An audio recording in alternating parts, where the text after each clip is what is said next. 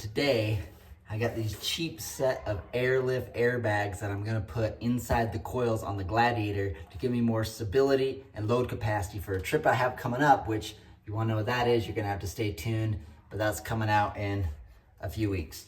But I'm gonna open up this box and see what we got.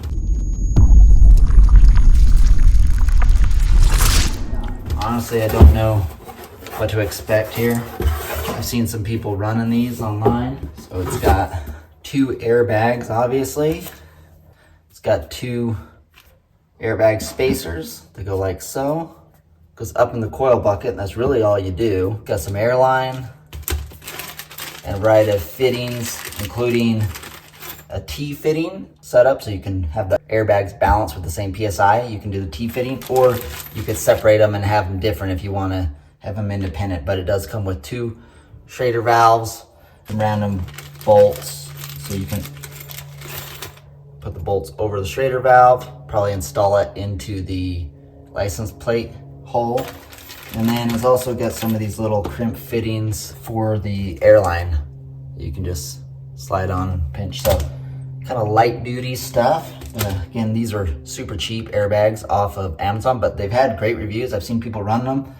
They don't have to carry a full load like a normal air spring would because they're in a coil, like shown in the picture here. Just supposed to add some stability to it, and if you have like a load like I have, like a lot of times I will run, my rooftop tent on the back and then have all the camping gear and whatnot. And when you do that, it does sag a little bit because I do have a leveling kit in the front on the Gladiator. This should help with that. And like I mentioned, I have a trip coming up where I'm gonna need these. So I'm gonna put them to the test. Just reading through the instructions, which I don't normally do. But it does say that, and I've seen some people install these online and maybe you can get away with just taking this cap off, squishing them down, unloading the springs. And you can kind of put this back on to hold the air out, and then trying to slide it in. And that's the strategy I was going to go with. However, after reading through the instructions, it does show that you want to take off the little spring isolators off the coils. So I will probably want to drop those out completely. I think a video I saw online, a guy did not do that. He just shoved them in, and he said they were a bear. And I don't know if he realized that's probably why, because the gap. Also, I'd worry about the little kind of sharp edges on the inside scuffing against the bag and puncturing it. So I want to take them off. Everything else looks pretty straightforward. So I think basically you unload the suspension, pull out the coils, which means we'll have to unbolt the shocks too, pull out the coils, and then we'll put these in. And then after they're in with the spacer on top, now the coil buckets on the Gladiator at least are totally hollow in the center. So there should be, that's why you have to have the space here that kind of sits in there so it has something to push up against.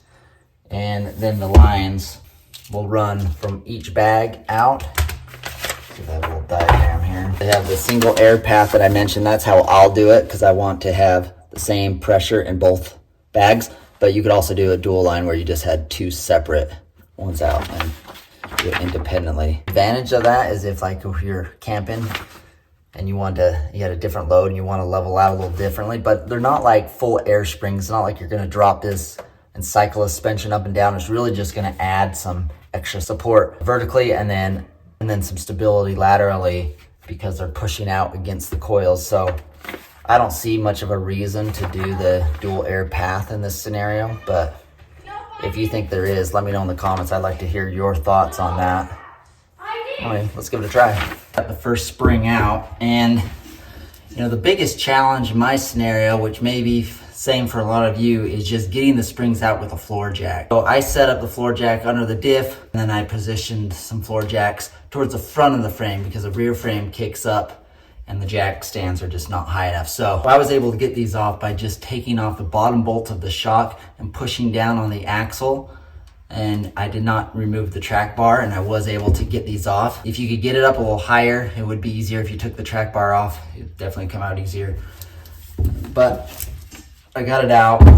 I'm going to take off this little isolator. I have seen, like I mentioned, people shove these bags, just unload the rear suspension and shove the bags through there and kind of wiggle it up. I think they're not taking these off. Maybe they are, but those could rub on the bag and puncture it. So definitely want to take those off.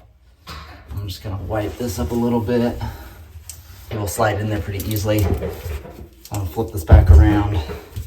You want to put this towards the top, and then you're gonna put this like this. But before we reinstall it, what we want to do is we want to take the line and we're going to cut it into 2 equal parts so we can attach the top hose first. That way we don't have to try to like pinch that line on from above the coil bucket. You want to get these as clean as you can. So I'm going to take half of it. It's got these little hose clamps. You can just pinch these together with some pliers. Here we go. Get that in there.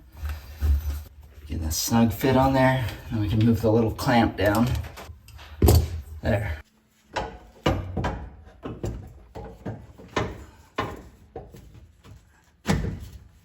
This needs to go right here where my mark is. You can't see it from there. But you just want to make sure you had a mark where the coils were loaded up before so that you can get the proper original setup. I'm gonna slide this up here. Leave that sitting there. Let's pull the other coil out.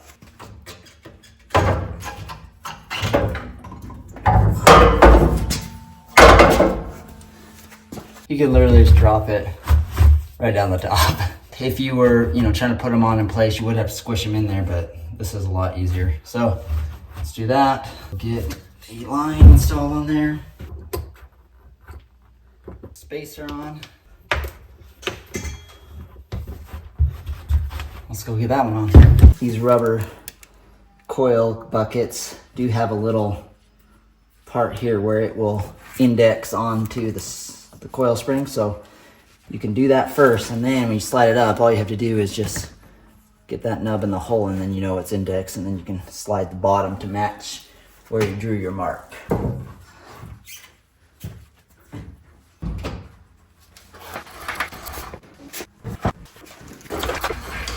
Nice thing about lifting up on the axle first and then setting the jack stance is when you lower it down, now you can raise it up controlled. If I would have lifted it from the bumper and just left the axle on the ground, then when I put it into place, it would have to be perfect. I couldn't make any adjustments. So the strategy worked so far. Help me for a sec, Zach.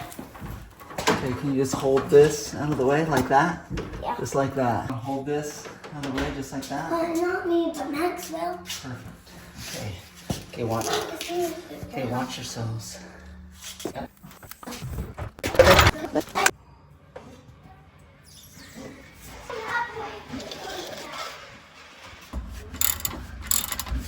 Almost had it with one hand, but not quite.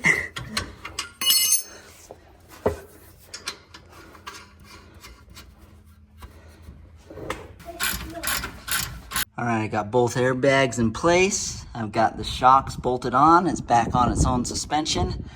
Now I just need to finish running these air lines. We're gonna wanna avoid the exhaust as much as possible. I'm gonna do the single fill with the T-joint, and I'll probably route them somewhere along here, and then try to go through here to the license plate. They can like go through the hole right there or something. You're gonna wanna leave some slack in here too, so when the bag articulates, I'll make sure you leave some back here. A pilot hole with the license plate on, so I reference where I want to come out. And then I got, let's see which this is, the 17/64, which should be the width of this Schrader valve. Let's drill it.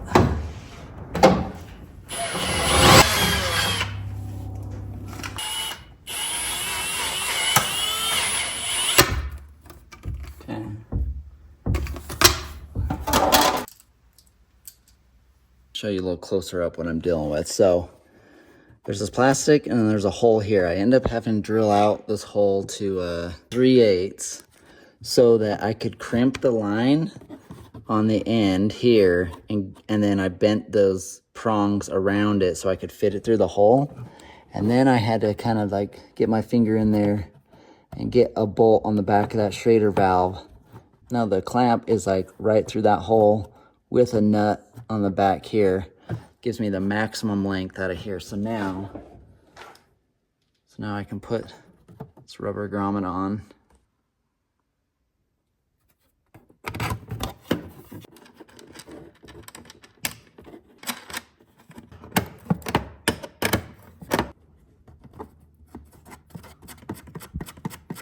I kind of zip tied this up. I hope this will work out. I left a little slack here so that when the coil goes down, same thing on the other side. And then I kind of zip tied it up to this cross member here. Here's the T-fitting up in there. Get the Schrader valve, and then this side is a little tricky. I was trying to keep it away from the exhaust, but there's some slack up here, kind of on the outside of the frame. And then the rest is up above the tire. So, moment of truth. Let's see if we can put some air in these bags. I'm gonna put like 35 PSI in here.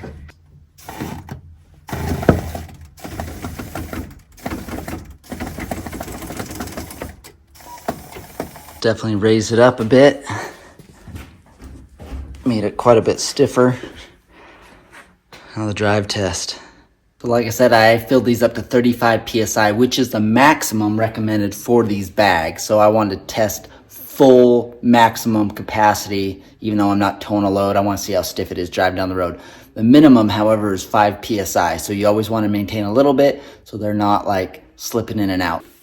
So I'm going to roll around with 35 PSI for a moment, and then we're going to air it down to 5 PSI, and we'll see if we can feel the difference.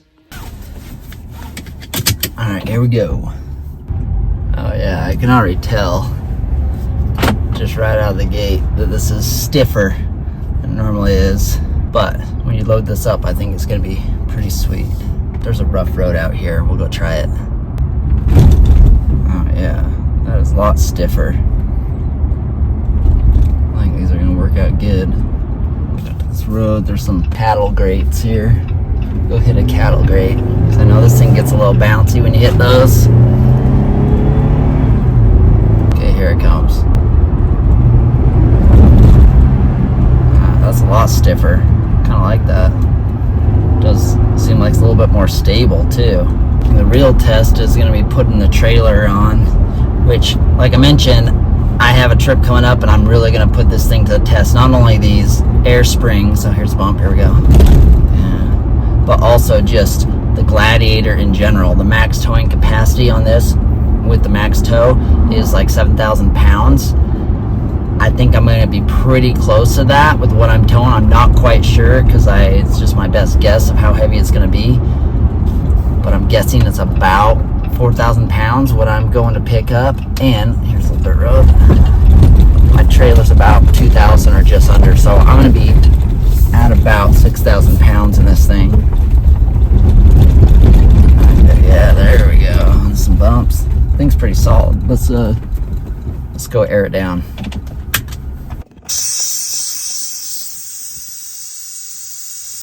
All right, this should be roughly about 5 PSI. Let's go try it out now.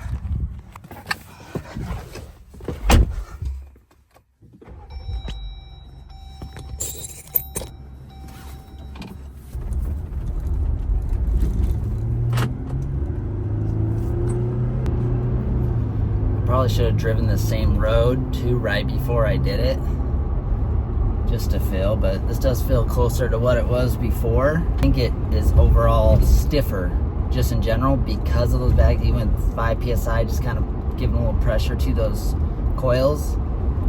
I think it's just stiffening it up in general and probably helps with the sway of the coil a bit too. So I'm gonna hit this cattle grade again.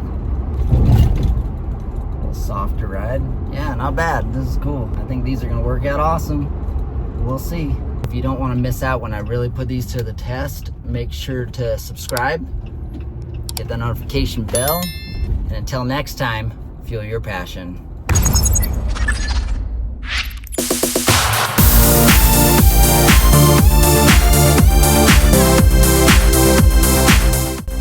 Nice to have this place cleaned up.